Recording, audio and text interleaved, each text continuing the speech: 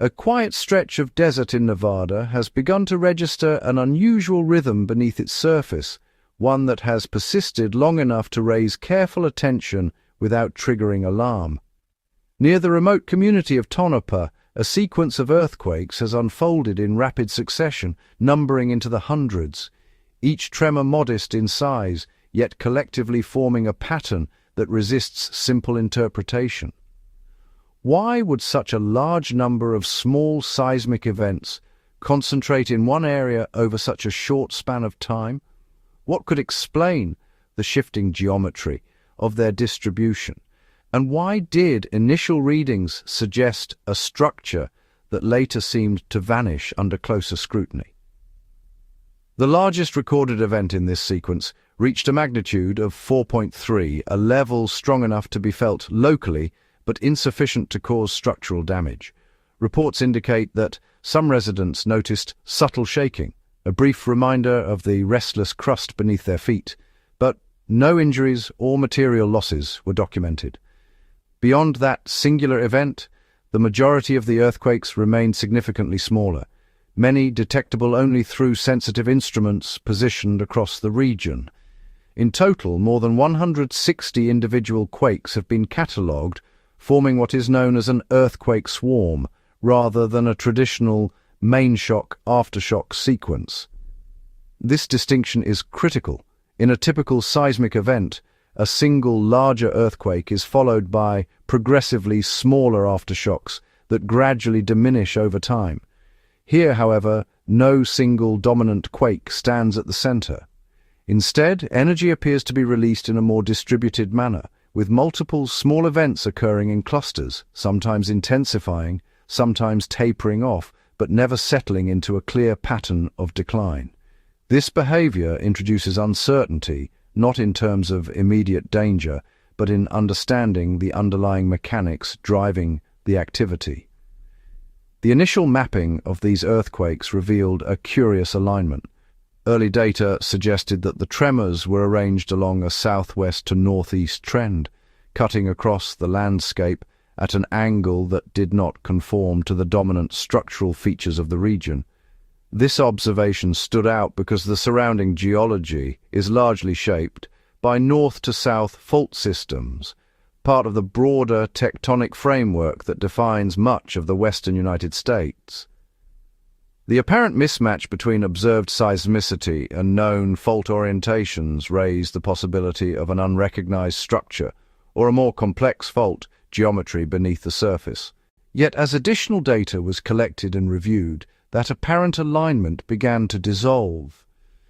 The region around Tonopah is sparsely instrumented compared to more densely populated or seismically active areas. Some seismic monitoring stations are positioned more than 50 miles, roughly 80 kilometers, from the epicenters of the recorded quakes. This distance introduces a degree of uncertainty into the calculations used to pinpoint earthquake locations, particularly when it comes to depth. Small variations in the arrival times of seismic waves can translate into significant shifts in estimated positions when the network of sensors is widely spaced. Seismic waves do not travel uniformly through the Earth's crust. Their speed varies depending on the type of rock they pass through, the temperature and pressure conditions, and the presence of fractures or fluids. In a region as geologically complex as central Nevada, these variations can be substantial. Layers of volcanic rock, sedimentary deposits, and older crystalline formations are interwoven in a way that complicates the interpretation of seismic data. When waves move through these differing materials, they can speed up, slow down, or refract, altering the signals that eventually reach monitoring stations. These factors can create distortions in automatically generated earthquake locations, especially when relying on initial data processed without detailed human review. What might appear as a linear trend in a preliminary dataset can, upon closer examination, resolve into a much tighter and more coherent cluster. This is precisely what occurred in the case of the Tonopah swarm. When analysts revisited the data using refined methods and incorporated additional constraints, the previously observed southwest to northeast alignment was no longer evident. Instead, the earthquakes appeared concentrated within a smaller area, consistent with known structural trends in the region. That revised interpretation aligns more closely with the geological setting of the Basin and Range Province, a vast region characterized by alternating mountain ranges and valleys that extend across much of the western United States. This landscape is the result of crustal extension, a process in which the Earth's crust is being pulled apart, causing it to thin and fracture. As the crust stretches, blocks of rock drop down along normal faults, creating basins, while adjacent blocks rise to form mountain ranges. This pattern has been active for millions of years and continues to shape the region today. Within this framework, the orientation of faults is typically north to south, reflecting the direction of the extensional forces at work. The corrected earthquake cluster near Tonopah fits within this pattern, suggesting that the swarm is associated with one or more of these normal faults, possibly with a slight oblique component that introduces lateral motion. Analysis of the largest event's seismic signature indicates movement consistent with this type of faulting, where one block of the crust moves downward relative to another, sometimes accompanied by a horizontal shift. Despite the clarity provided by these refined observations, several questions remain. Earthquake swarms are not uncommon in regions undergoing active deformation, but their timing and duration can vary widely. Some swarms persist for days, others for weeks or even months, gradually fading without culminating in a larger event. In this case, the continued occurrence of small earthquakes suggests that stress is being released incrementally, rather than building toward a single, more significant rupture. At the same time, the absence of a clear trigger adds to the complexity. In some regions, earthquake swarms are linked to volcanic activity, where the movement of magma beneath the surface generates seismic signals as it forces its way through rock. However, no evidence has emerged to indicate volcanic involvement in this instance. The area around Tonopah does have a volcanic history, but there are no signs of current magmatic intrusion or surface deformation that would point to such a process. Other potential causes, such as mining operations, fluid injection, or underground testing, have also been considered and effectively ruled out based on available information. The pattern and depth of the earthquakes, along with their distribution over time, do not match those typically associated with human-induced seismicity. Instead, the evidence points toward a natural tectonic origin, driven by the slow but persistent forces that shape the Earth's crust. The deeper geology of central Nevada provides additional context for understanding these events. Beneath the surface lies a complex network of faults, some well mapped, others inferred from geological and geophysical data. Many of these faults have not produced significant earthquakes in recorded history, but that does not mean they are inactive. Stress accumulates over long periods, sometimes centuries or longer, before being released in a series of smaller adjustments rather than a single large rupture. In regions like the Basin and Range, the crust is not only being stretched, but also fractured into numerous blocks that can move independently. This creates a dynamic environment in which stress can be redistributed in unpredictable ways. A small shift along one fault can alter the stress field in the surrounding area, potentially triggering additional movements on nearby structures. This cascading effect can give rise to earthquake swarms where no single fault dominates the activity, but multiple faults or segments contribute to the overall pattern. The Tonopah sequence appears to reflect such a process. Rather than a single fault slipping in one continuous motion, the earthquakes may represent a series of small adjustments across a network of fractures, each releasing a portion of the accumulated stress. This distributed release reduces the likelihood of a larger, more damaging event in the immediate term, but it also makes the sequence more difficult to interpret and predict. As the swarm continues, each new event adds another piece to the puzzle, refining the understanding of what lies beneath this quiet desert landscape. The data collected from these earthquakes, particularly when carefully reviewed and integrated, offers a glimpse into the ongoing evolution of the region's geology. It reveals not only the presence of active faults, but also the ways in which they interact, respond to stress, and shape the terrain over time. The persistence of the activity raises further considerations about how such swarms begin and end. Without a clear initiating event, it becomes challenging to identify the precise moment when the process started or to determine what conditions allowed it to develop. Similarly, the lack of a defined endpoint leaves open the question of how long the sequence will continue and what factors will eventually bring it to a halt. For now, the pattern remains one of steady, low-level activity, a reminder that even in areas far removed from major urban centers, the Earth is in constant motion. The events near Tonopah do not point to an immediate threat, but they underscore the importance of careful observation and analysis, particularly in regions where monitoring networks are limited and geological complexity is high. Each tremor, though small, contributes to a broader understanding of the forces at work beneath the surface. The refinement of earthquake locations, the recognition of data limitations, and the integration of geological context all play a role in building a clearer picture of this ongoing sequence. As more information becomes available, the initial uncertainties surrounding the swarm begin to resolve, revealing a process that is at once familiar in its mechanics and distinctive in its details. Yet even with these insights, the deeper drivers of the swarm remain partially obscured, embedded within the intricate structure of the crust and the subtle interplay of forces that govern its behavior. The absence of a single, easily identifiable cause leaves room for further examination, particularly as the sequence continues to evolve. As the sequence of earthquakes continues to unfold beneath central Nevada, the accumulating data begins to reveal a more nuanced picture of what is taking place far below the desert surface near Tonopah. Each additional tremor, however small, contributes to a growing data set that allows for tighter constraints on location, depth, and mechanism.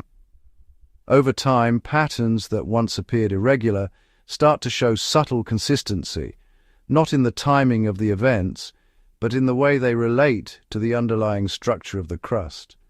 The earthquakes in this swarm are occurring at relatively shallow depths, generally within a few miles, roughly several kilometers, beneath the surface. This places them squarely within the brittle upper crust, where rocks tend to fracture rather than deform plastically. In this zone, accumulated stress is released through sudden slips along fractures, generating the seismic waves detected at the surface. The shallow nature of these events helps explain why some of them were felt locally despite their modest magnitudes. Beneath this brittle layer lies a transition zone where temperature and pressure conditions allow rocks to behave more ductilely, bending and flowing over long timescales rather than breaking abruptly. This deeper layer plays an indirect but important role in the behavior of earthquake swarms. As the crust above is stretched and thinned, the material below can slowly adjust, redistributing stress upward into the brittle zone. This gradual transfer of stress does not always produce a single large rupture. Instead, it can create conditions where numerous small fractures activate in succession, each releasing a fraction of the total energy.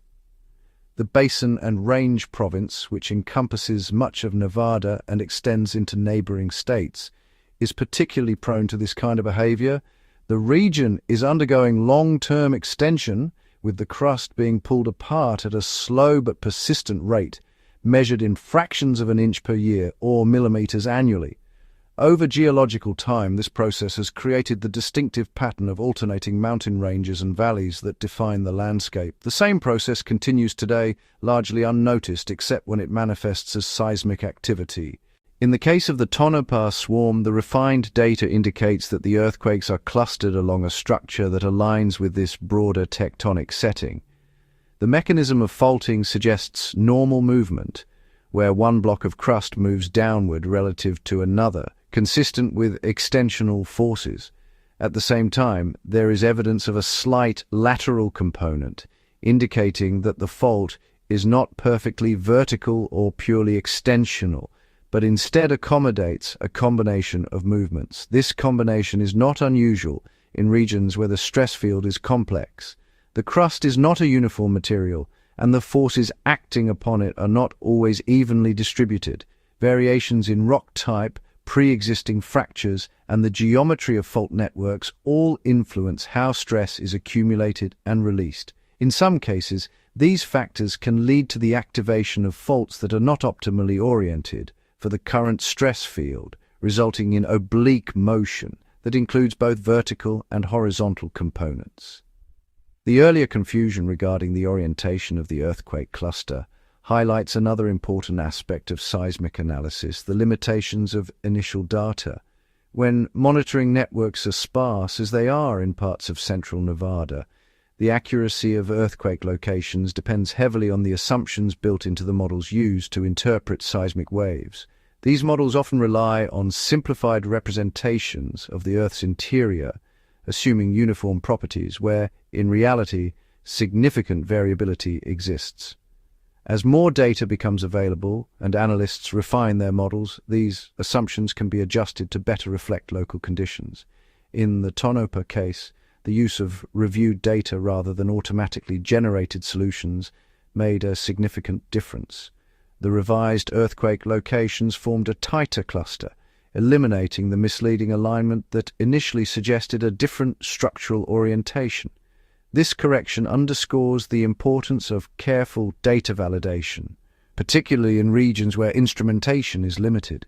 The absence of external triggers remains one of the more notable aspects of this sequence. There are no indications of volcanic unrest, such as ground deformation, gas emissions, or thermal anomalies that would suggest magma movement beneath the surface. Likewise, there is no evidence linking the earthquakes to industrial activities, such as fluid injection or extraction, which can sometimes induce seismicity in other parts of the world. The pattern observed near Tonopah is consistent with natural tectonic processes, driven by the slow accumulation and release of stress within the crust. Yet the question persists: why here and why now? The forces responsible for crustal extension in the basin and range have been active for millions of years, and faults throughout the region have experienced repeated cycles of stress accumulation and release. What distinguishes this particular sequence is not the mechanism itself, but the timing and concentration of events.